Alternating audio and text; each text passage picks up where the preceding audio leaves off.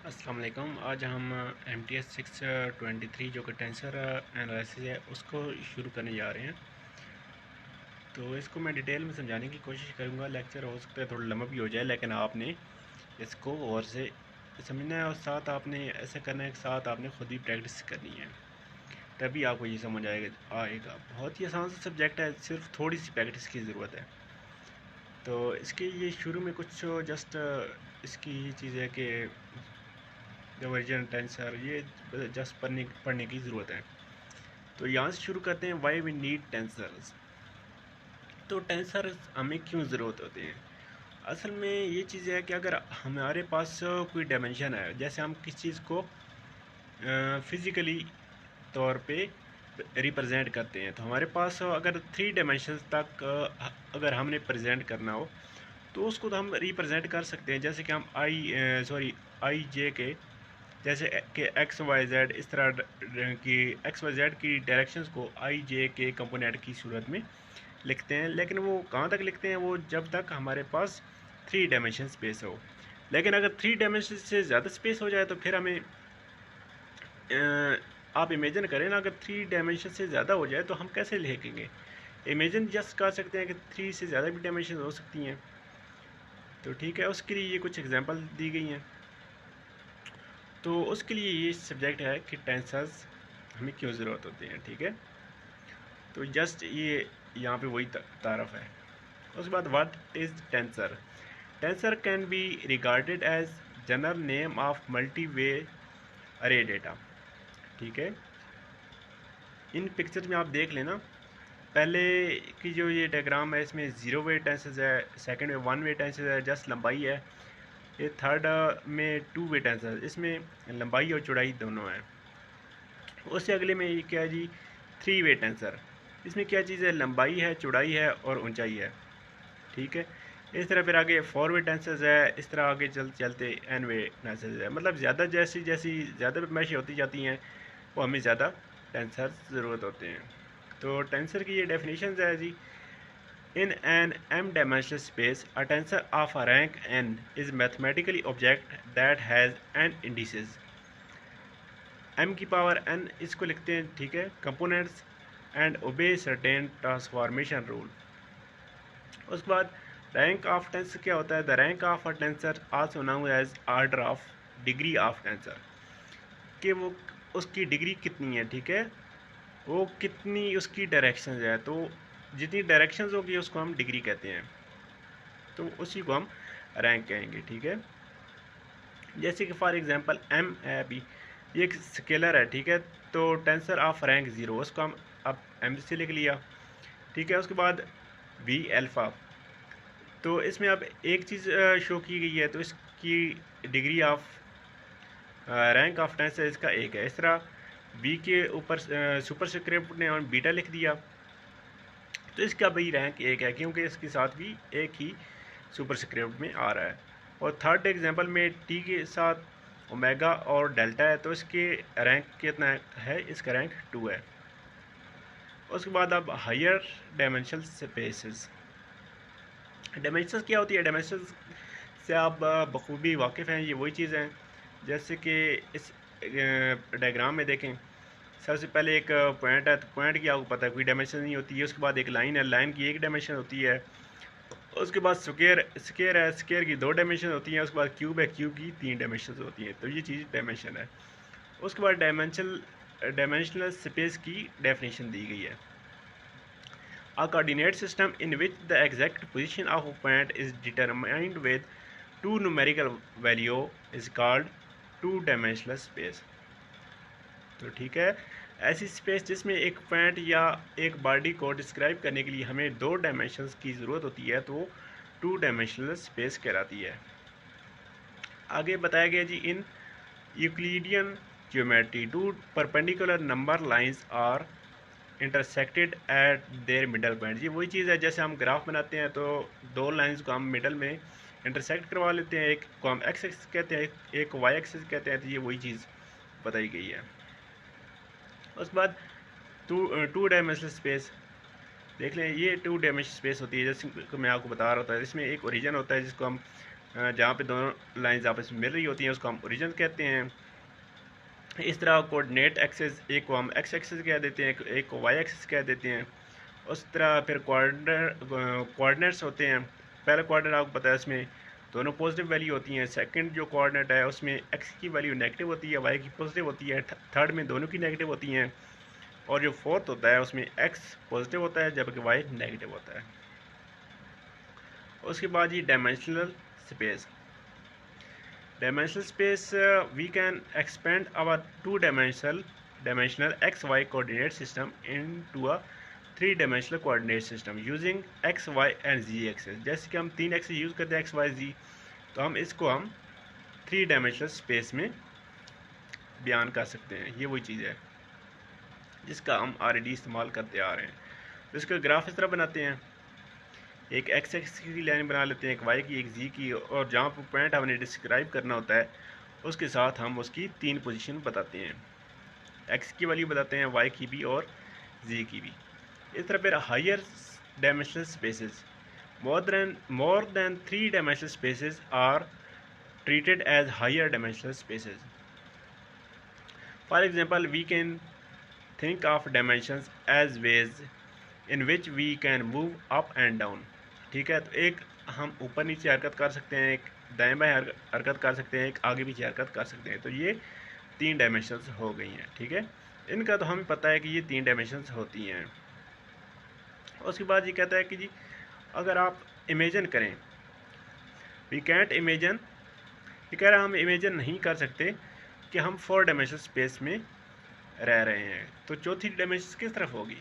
3 तो आगे पीछे दाएं बाएं और ऊपर नीचे होगी, चौथी डायमेंशन किस तरफ होगी? तो ये हम इमेजिन भी नहीं कर सकते।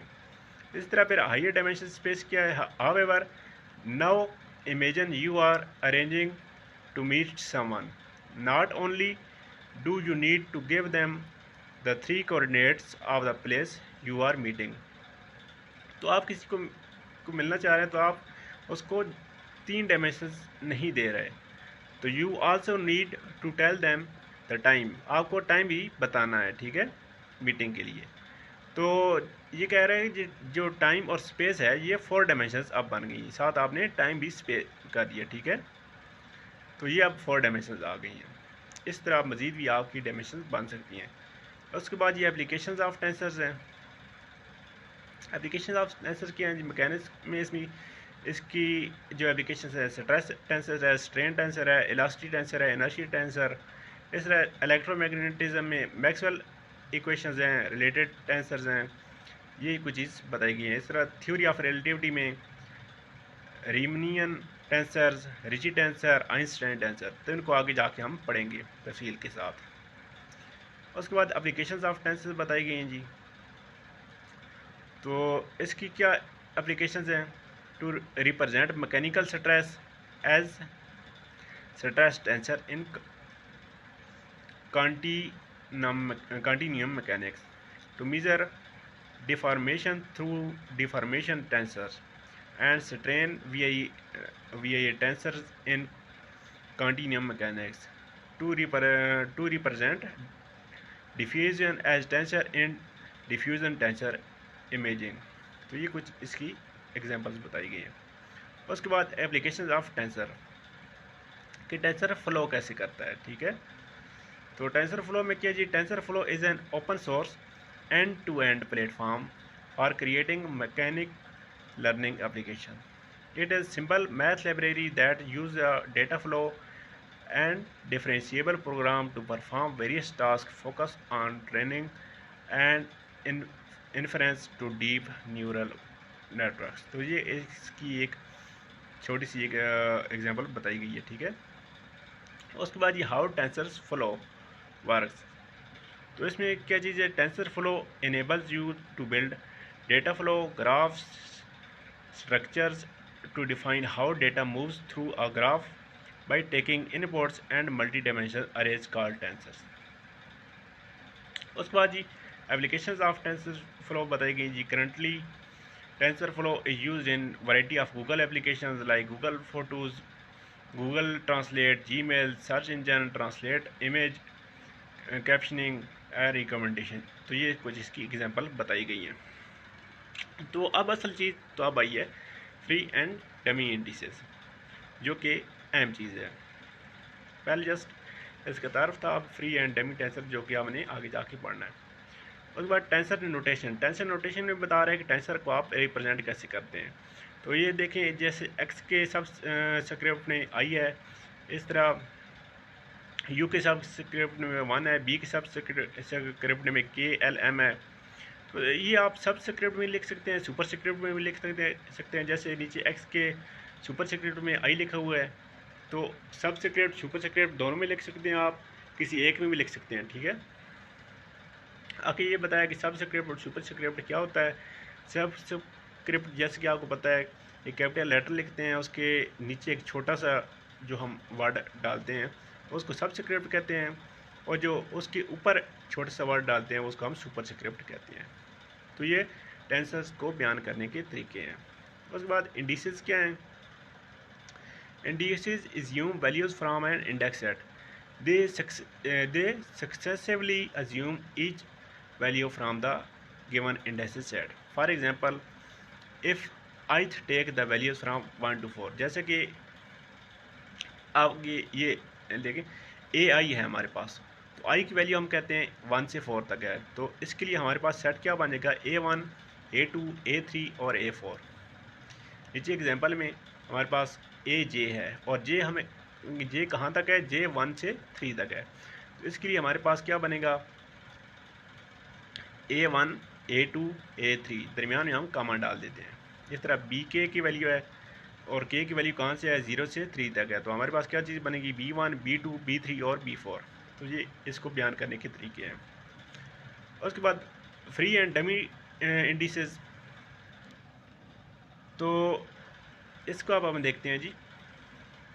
सबसे पहले free indices, an index which may take on any particular value from the index set is called a free index. जैसे कि आप AI है, तो I की वैल्यू 1 से 3 तक है, तो क्या हम लिखेंगे A1, A2, A3। तो इसको हम कहेंगे फ्री इंडिसेस। तो इसमें A1, A2, A3 अलग-अलग वैल्यू ये आपस में एड अप नहीं हो रही। आगे डमी इंडेसिस में आप देखें, तो डमी इंडेसिस में साथ सिग्मा का साइन भी यूज़ होता है। तो नीचे जैसे कि एग्जांपल है, इस एग्जांपल को आप देखें तो आपके पास फ्री इंडिसेस का भी कंसेप्ट क्लियर हो जाएगा। तो इसमें क्या है जी, AI है और I 1 से 3 तक वेरी है, तो साथ सिग्मा का भी साइन डमी में इस्तेमाल होता है। तो इसमें क्या चीज़ आएगी, A11 plus A22 plus A33। ऊपर आप देखें ना, A1 अलहदा है, A2 अलहदा है, A3 अलहदा है, दरमियान में प्लस नहीं है। तो डमी में क्या चीज़ होगी, ये सारी जो वैल्यू होंगी ये आपस में एडअप होती हैं। इस तरह ये नीचे वाले एग्जांपल में देखें, AI, BIJ, और I कहाँ तक है, 1 2 3 है, और J कहाँ तक है, 1 2 3 है। तो ये दोनों डमी इंडिसेस हैं। तो डमी है तो लाजमी एडअप होंगे। तो आप यहाँ पे पहले हम I को वैल्यू दे देते हैं। तो A के साथ I की जगह 1 लिख लिया, B के साथ भी I की जगह 1 लिख लिया, plus A2 B2 plus A3 B3, और J हमारे पास ऐसे हमने लिख लिया है, ठीक है। तो अब यहाँ पे जो J है वो डमी इंडिसेस नहीं है, क्योंकि जो पीछे आप देखें ना, जो सिग्मा का साइन है वहाँ सिर्फ I है। तो ठीक है, सिग्मा के साइन के साथ जो वैल्यू होगी वो हमारे पास डमी इंडिसेस होगा, और जो सिग्मा के बगैर होगी वो हमारे पास फ्री इंडिसेस होगा। और उसके बाद एग्जांपल है जी, write down explicitly and equation represent. तो इसको ये एक एग्जांपल दी गई है YI। तो J कहाँ से है, J 1 से 3 तक है, और A हमारे पास कहाँ से है, AIJ XJ। तो यहाँ पे J जो है वो डमी इंडिसेस है, और I जो है वो हमारे पास वो फ्री इंडिसेस है। इसके सोल्यूशन की तरफ देखते हैं जी।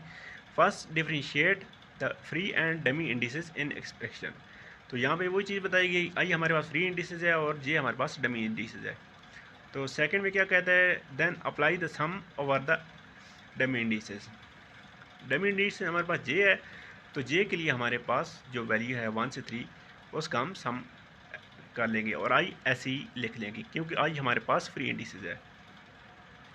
तो ए के साथ जो आई था वो ऐसे ही रहेगा, ठीक है। तो जे की वैल्यू 1 से 3 तक हम वेरी करेंगे और दरमियान में प्लस साइन आता जाएगा। तो ये क्या चीज़ बनेगी, Y I equal to AI1 x1 plus AI2 x2 plus AI3 x3, ये चीज़ बन जाएगी। ये आप ख़ुद करेंगे तो आपको इजीली समझ आ जाएगा। उसके बाद थर्ड स्टेप में क्या कहता है जी, after that put the value of free indices one by one which yield at the set of equation. तो ये कहता है जो सेकंड का हमारे पास आंसर आया है उसमें आप फ्री इंडिसेस की वैल्यू पुट करें। फ्री इंडिसेस की वैल्यू आपको पता है 1 से 3 तक हमने पुट करनी है। जैसे कि आई की वैल्यू आपको पता है 1 से 3 तक है, तो आई की वैल्यू 1 से 3 तक लेंगे तो हमारे पास y1 y2 और y3 की ये वाली वैल्यू आ जाएंगी। उसके बाद जी एग्जांपल नंबर 2 है जी। एग्जांपल नंबर 2 में क्या कहता है जी, शो दैट इफ आई कहाँ से है, 1 से n तक है और जे भी 1 से n तक है। तो फिर हमें प्रूव क्या करना है, AI XI। तो आपने यहाँ पे परेशान नहीं होना कि ए के साथ आई जो है वो सब स्क्रिप्ट में है और एक्स के साथ जो आई है वो सुपर स्क्रिप्ट में है। तो इसमें परेशान होने वाली कोई बात नहीं है, ठीक है। तो ये एक चीज़ है। और यहाँ पे जो आई है लेफ्ट हैंड साइड पे वो हमारे पास देखें ना समेशन में आ रहा है, तो आई हमारे पास डमी इंडिसेस है। और दूसरी साइड पे देखें तो जे जो है वो सिग्मा के साथ आ रहा है, तो वहाँ पे जे डमी इंडिसेस है। तो ये चीज़ आपने प्रूव करनी है। तो ये जस्ट इसमें वैल्यू पुट करेंगे। देखें लेफ्ट हैंड साइड पे हमने वैल्यू पुट की, उसके बाद राइट हैंड साइड पे हमने वैल्यू पुट की, तो ये इक्वल आ गए, ठीक है। तो आप अब हमारे पास रिजल्ट क्या है, so any dummy index can be replaced by other index ranking the same number. उसके बाद ये एग्जांपल नंबर 3 है जी, कंसिडर द एक्सप्रेशन। तो ये एक्सप्रेशन दिया गया है TIJ इक्वल टू, यहाँ पे M जो हमारे पास है ये डमी इंडिसेस है, ठीक है, क्योंकि M भी डमी इंडिसेस है और P भी डमी इंडिसेस है। सबसे पहले क्या कहते हैं जी, which are the free indices. Second में क्या कह रहे हैं, which are dummy indices. Third में कह रहे हैं how many terms are on the right hand side when M and P has variation 1 2। और फोर्थ में कहते हैं how many equations are described by the given expression when I and J has variation 1 2। तो इसको solve करते हैं। सबसे पहले हमारे पास पहली वाली which are the free indices. तो आप इस इक्वेशन को देखें ना, तो इसमें एम बी जो है वो डमी इंडिसेस है, पी भी डमी इंडिसेस है, तो क्या बचे, आई और जे बच गए। तो हम बता सकते हैं I and J are free indices. और सिग्मा के साइन के साथ ये सेकंड पार्ट में हमें बताना कि डमी इंडिसेस कौन सा है। सिग्मा के साइन के साथ एक पी आ रहा है और एक एम आ रहा है, तो M and P are dummy indices.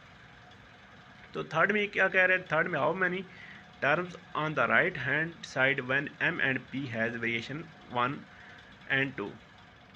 तो जो एम और पी है उसकी वेरिएशन हम 1 और 2 के साथ करेंगे। तो देखें ये हमने सोल्व किया, TIJ इक्वल टू ये वही वाली इक्वेशन लिख दी, ठीक है। और नेक्स्ट स्टेप में हमने क्या किया, हमने यहाँ पे m की जगह 1 पुट कर दिया, ठीक है। m की जगह 1 पुट किया तो हमारे पास क्या आ गया, AIJ 1 x1 प्लस, अब हमने क्या किया, हमारे पास जो था P की जगह हमने 2 पुट किया, ठीक है।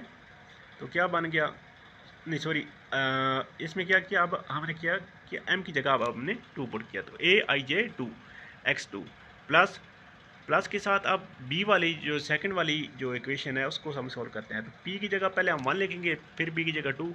तो ये क्या चीज़ बन गई, BI1 CJ1 plus BI2 CJ2। ये कितनी कुल हमारे पास टर्म बन गई 1 2 3 4। तो हम बता सकते हैं कि so there are 4 terms on the right hand side. उसके बाद चौथा पार्ट है how many equations are describe by given expression when I and J has variation 1 and 2। अब आई और जे की जगह हमने 1 and 2 अप्लाई करना है। तो आई की जगह जब हम 1 अप्लाई करेंगे और जे की जगह 1 अप्लाई करेंगे तो T11 बन जाएगा। इस तरह का जब आई की जगह 1 और जे की जगह 2 लिखेंगे तो T12 बन जाएगा। फिर हम आई की जगह 2 लिखेंगे, जे की जगह 1 तो T21, और दोनों की जगह जब 2 लिखेंगे तो T22। तो ये हमारे पास कुल 4 इक्वेशंस बन गई हैं। उसके बाद टेंसर डेफिनेशन है। In simple word tensor are simply arrays are number of function that transform according to certain rule under a change of coordinates. उसके बाद जी रैंक क्या है जी, in N m dimensional space a tensor of rank n has mathematically object that has n indices, m की power आप n लिख देंगे, कंपोनेंट्स n, ठीक है। ये वही चीज़ बताई गई है। उसके बाद रैंक ऑफ टेंसर ये हम ऑलरेडी पढ़ चुके हैं। उसके बाद आइंस्टाइन जो टेंसर है ये अगले लेक्चर में कवर करेंगे। आज के लिए इतना काफ़ी है।